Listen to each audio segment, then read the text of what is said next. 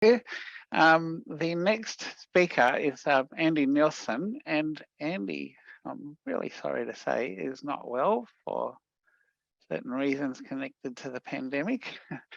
So it just happens that Andy had a recording of his talk from a conference that he presented this at not so long ago. So I'm going to present that video. G'day, my name's Andy Nilsen. I'm doing a postdoc at the University of Otago in the botany department. Today I'm going to talk to you about the molecular evolution of truffle-like fungi in New Zealand, and in particular some work that we've been doing at the moment on using comparative genomics and transcriptomics. So what are truffle-like fungi? These are fungi that have lost the ability to actively disperse their spores. They have closed caps, like you can see in this purple pouch mushroom here, and they've evolved from mushroom-like ancestors. They're also known as sequestrate fungi because they sequester their spores internally. They're regarded as truffle-like rather than truffles because only species that are in the genus Tuber are generally recognized as truffles. Truffle-like fungi are really interesting organisms for a variety of reasons. One of them is that they present a totally different spore dispersal strategy compared to their wind disperse counterparts. And it's thought in New Zealand, for example, that organisms like birds, perhaps even moa, bats, insects may be responsible for the dispersal of these fungi. What's also really interesting is that this morphology has independently arisen multiple times. And this has happened across different phyla within the fungal kingdom. So just to illustrate this a bit further, some of our collaborators worked on this large project a few years back where they were trying to ascertain when this truffle-like state evolved. So at the end of each of these tips is a circle, and this represents one truffle-like species. And what's really startling about this is that just within these 9 families alone, there's been more than 60 transitions to a truffle-like state.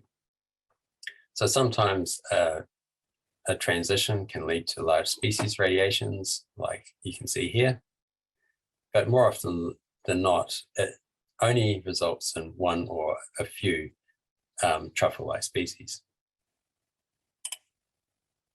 So because there's been such a large number of these independent transitions, it's sort of thought that only a handful of genes are actually responsible for this. And this could be through a variety of different ways, like gene family expansions, or whether transposable mobile genetic elements have disrupted or totally knocked out these genes. Could be that some of these genes are under positive selection, or even that there's been changes in the way genes are expressed during fruit body development. So what we're really interested in is trying to determine the causes that underpin this transition from a normal mushroom to a truffle-like fungus. So we're supported by 2 different funding bodies. One of them is the Joint Genome, where they are sequencing the genomes and transcriptomes of 12 peers, so 1 truffle-like fungus and 1 mushroom fungus, in total 24. And so we can do comparative genomics and transcriptomics on these peers. So our contribution to this is one of the peers is Loradiomyces, and this is what I'll be talking about today.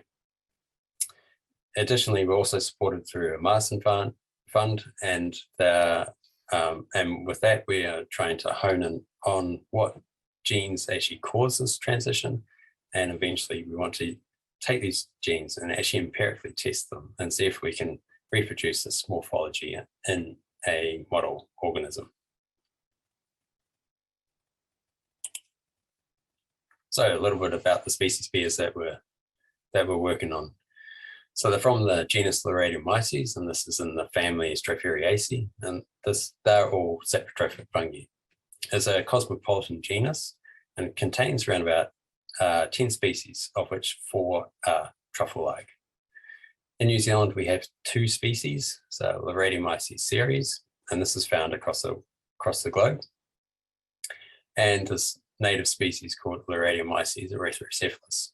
So you'll probably be familiar with both these fungi, as they're pretty common in garden beds grown on wood chips.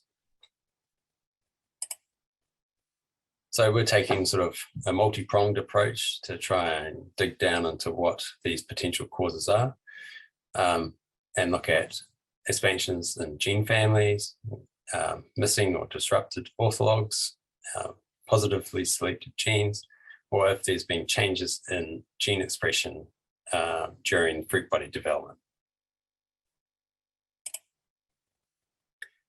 One of the first things we wanted to know, though, was actually how closely related are these species.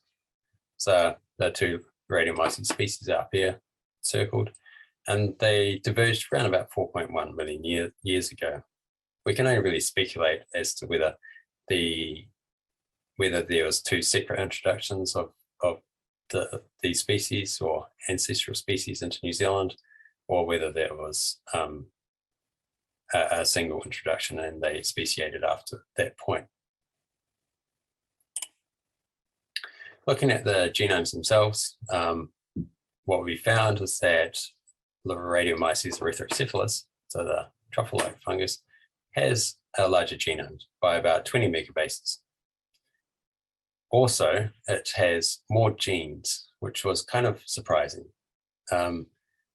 We also found that there's been an increase of about 10% in the number of transposable elements in the truffle-like fungus. So previous work done on the black truffle actually sort of found similar patterns where where it had a very large genome size and an increase in transposable element numbers, but it had a vastly reduced set of genes compared to sister taxa. So this is a little bit different to what has been found previously. So when we go look at gene families, expansions and contractions, as you would expect, because there's more genes in the truffle-like fungus, a lot of these gene families are larger in the truffle-like species. So these include expansions and single transduction and so on. What was actually kind of interesting, though, is that some of these gene classes actually contracted. So in particular, the nuclear structure and inorganic transport, and also cell wall biogenesis, so these ones here. So we're quite interested in investigating this further. We further looked into how many genes were either entirely knocked out or disrupted, and we used one of the clades in that large phylogeny from before that contained 8 normal mushroom-like taxa and 1 truffle-like. So the one we're interested in. And we wanted to see, we're looking for orthologs that had to be present in 7 out of the 8 other truffle-like, mushroom-like taxa. So what we found, that there's about 60 orthologs missing from our truffle-like species, and interestingly, probably about 13 have been potentially knocked out by repeats, and this is just based on proximity of ortholog fragments to transposable element regions. So looking at positive selection genes, again, we use the same 9 species from before, and as you'd expect, the vast majority are under purifying selection. But what we did find is that there's quite a long tail. There's about 200 species that did display some positive selection acting on them, and that was from about 3,700 single copy orthologs. When we looked at a transcriptome analysis, what we actually done is we sequenced triplicate RNA samples from vegetative mycelium, and also from Primordia in both these species. And the reason why we chose Primordia is that the fruit body plan is already set at the primordial stage. So if you go find a Primordia that's sort of only 2 to 3 millimeters in diameter, and you chop that in half, you can actually see like a baby mushroom in there. It's quite startling that the body form is already set at this time. So I'll just quickly walk you through this heat map from our differential gene expression analysis. So we've got the mycelium tissue type on the left-hand side and the primordia on the right. And then we've got the triplicates under each of the mushroom, and truffle-like species. So what we're interested in is genes that are either up or down regulated in primordia in the truffle-like species compared to the normal mushroom. So gene blocks like this, where it's down-regulated in erythrocephalus or Loremyces erythrocephalus compared to the mushroom, or the vice versa, whether it's been upregulated in the truffle-like species compared to the mushroom. So in total, we found about 328 genes with a 4-fold change in erythrocephalus, in the truffle-like species. So our preliminary analysis has uncovered a multitude of different potential candidates, and our next step really is just to narrow down these candidates. And then once we've got a handful of these, we want to empirically test this in a model organism, the Coprinopsis cinerea, and see if we can reproduce this truffle-like morphology. So finally, I'd like to say thank you, of course, to all our funding bodies, Joint Genome and Marsden Fund, and also all our consortium members from the Joint Genome Institute from Australia. And finally, I'd like to thank Ngā Tahu. So thank you very much for your time. I'd like to take any questions.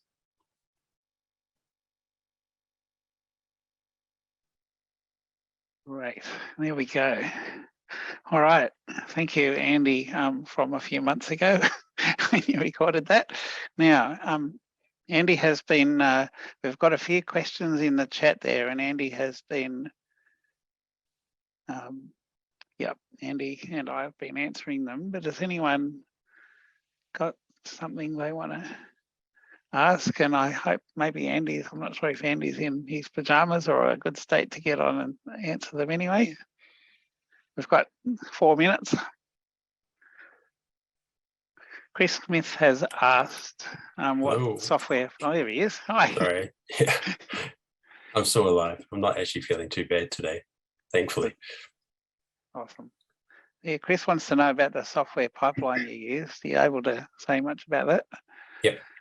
So we use Salmon and DSEC for that one. And we only chose fold change that was at least like 4-fold change.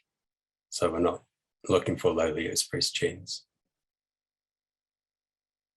just to be on the safe side. Yep. There was a question there. No, if you want to ask something in person, you can put your hand up. I think there's a new message. Oh, have to run, right? That's good. About the kind of whether these changes are like, I guess it's about the comparing with the pairs, like whether, because you've only got 2 things, like if one, you see a change in one versus the other of the pair, is that actually unusual, or can you do those comparisons with a wider range of genomes, I think, which is kind of what David Chu has been doing, isn't it? Yes, yeah, so we are expanding on that. One of the other problems with that was that the genomes that are available really have to be cleaned considerably. So that's another thing that we've actually been looking into to make sure we're not actually getting a lot of duplication from just separate contexts being spat out in the assembly. Right. Teresa has asked, do you think there will be a difference between saprotrophic pairs, Loradiomyces, versus ectomycorrhizal tuber? Question mark. Yep. Yes, I guess there will be, but exactly what they will be, who knows, right? Until we really actually dig down into that. Yeah. Like for the Cortinaris genomes, I'd imagine a lot of the genes involved in lignin degradation and stuff like that, the caseins have been reduced or missing entirely. So things like that will obviously play in, but how that, if that actually relates to the morphological differences, then who knows? Yep, it's something we'll definitely look into. Great. Nice. Yep. Okay. I can just mention we've got a student, Dana Williams, who's listening at the moment, who's doing her master's looking at sort of learning how to do the microscopy of the little development of the primordia. So we're going to be able to kind of illustrate how the effects these are having in the mushrooms that we can actually cultivate, like Coprinopsis, and some we can collect primordia in the field and manipulate them potentially. So maybe we can hear about that next year. All right. Looks like we've exhausted all the questions there. So thanks, Andy.